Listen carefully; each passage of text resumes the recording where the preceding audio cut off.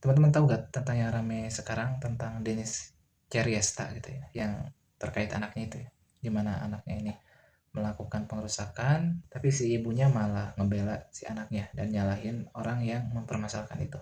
Saya tuh selalu menanamkan ke dalam diri saya dan istri saya bahwasanya ingat, lucunya anak kita, gemoynya anak kita, menggemaskannya anak kita itu cukup bagi diri kita sendiri. Jangan sampai kita ada dorongan, ada tendensi untuk supaya orang lain juga merasakan apa yang kita rasakan.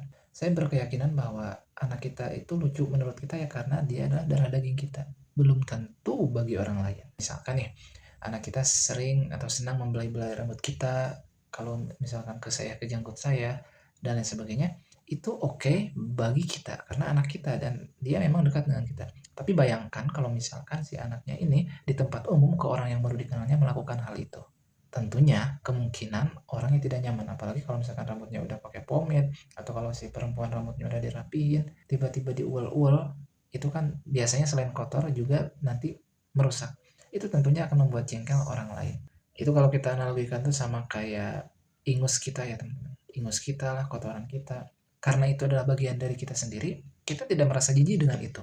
Anak, istri, itu merupakan bagian dari diri kita. Sehingga kita tidak merasa jijik, tidak merasa ilfil dengan kelakuannya, kekurangannya. Karena anak kita adalah bagian dari diri kita secara langsung. Sedangkan bagi orang lain, anak kita ya tetap orang lain, bukan siapa-siapa gitu. Mungkin mereka bisa menerima ketika hal itu lucu dan tidak mengganggu mereka. Tapi kalau sudah pada tahap mengganggu mereka, ya mereka tidak bisa menerima.